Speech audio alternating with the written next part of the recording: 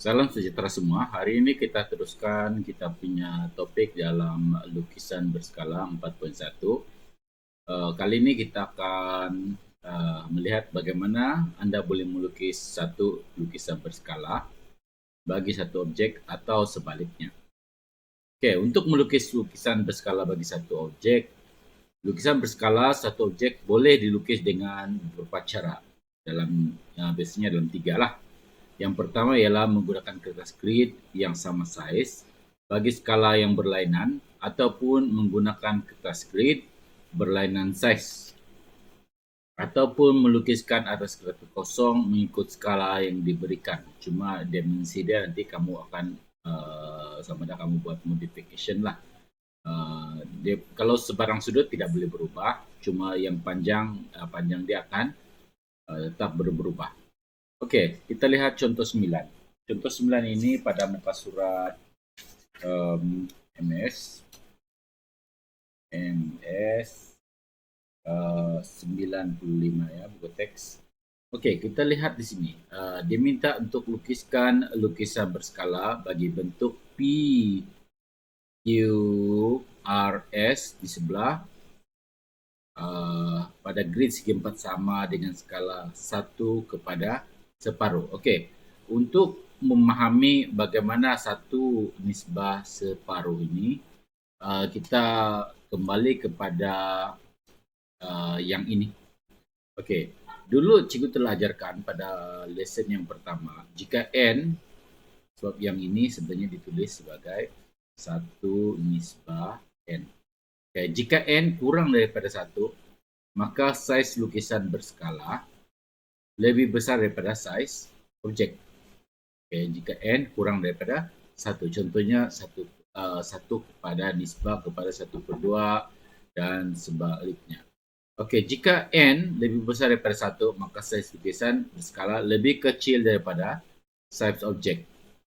Okey, contoh dia, jika 1/2, maka kita tahu bahawa saiz lukisan berskala lebih kecil daripada saiz objek sebanyak dia 2 kalilah pengurangan dia. Jika N sama dengan 1, maka saiz lukisan berskala bersama dengan saiz objek. Okey, seterusnya kita lihat yang ini. Kalau di sini 1 nisbah N dia, di mana N dia adalah sama dengan separuh, bermakna saiz lukisan berskala adalah lebih besar daripada saiz objek sebanyak 2 kali. Jadi, yang ini adalah objek. Jadi, untuk melukiskan kembali, kalau kamu kira ialah 1, 2, dan 3. Kalau yang ini adalah 1, 2, dan 3, ini 1. Okey. Lepas tu kalau kita lihat untuk skala yang kalau lukisan dia, biasanya kalau untuk lukisan kita tanda dengan ini. Ini dipanggil sebagai S prime, P prime, R prime, Q prime. Maksudnya image dia lah.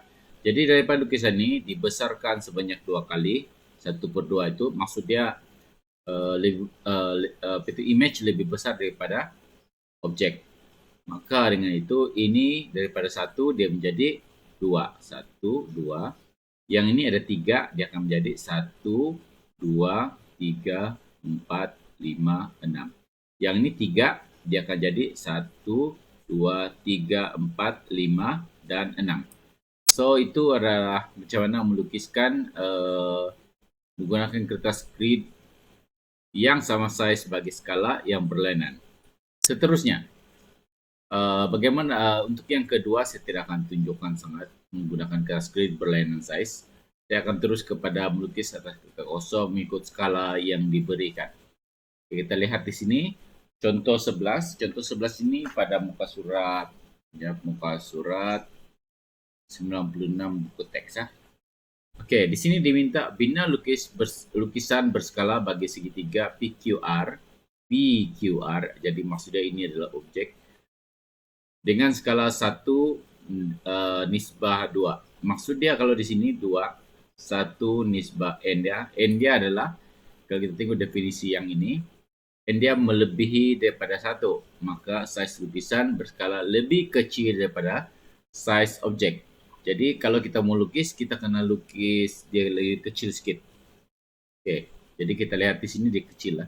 Jadi untuk melukiskan yang begini, kamu perlukan nih kompas. Kompas, ya. Kompas ini adalah satu yang begini. Lepas itu dia letak pensel. Lepas itu yang ini boleh putarlah, dia boleh buat bulatan dan sebagainya.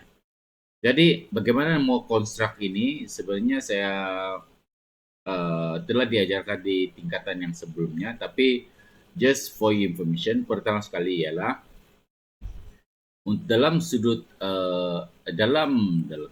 dalam lukisan berskala, sudut adalah tetap, kalau panjang pula dia akan berubah. Jadi kalau tengok 1 kepada nisbah 2 bermakna dia 6, dia akan jadi 2. 2 bagi 2 jadi 3. Jadi 4 dia akan bagi dengan 2, dia akan dapat 2 lah. Oke. Jadi itu adalah dia akan berubah.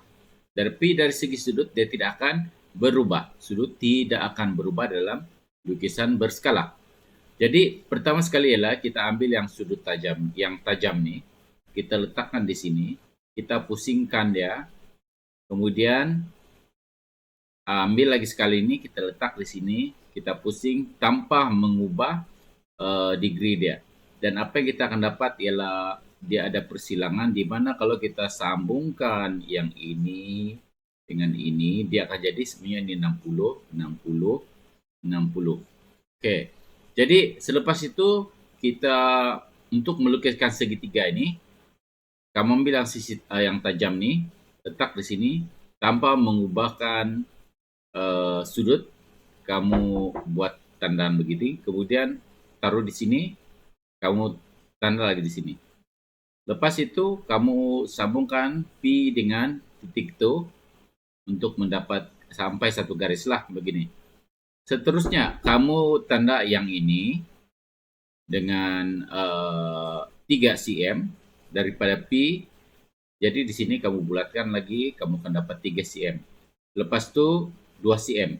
Kamu tandakan 2 cm, dapat di sini di mana dia akan bersilang, disitulah dia punya titik. Maka kamu just simply sambungkan titik tersebut P, R, dan Q prime. Jadi begitulah caranya untuk melukis lukisan berskala. Oke, sebagai nota tambahan, bagaimana melukis sudut 30 derajat, saya akan berikan link. Jadi untuk hari ini, uji minda 4.1C. 4.1C ini pada muka surat 98.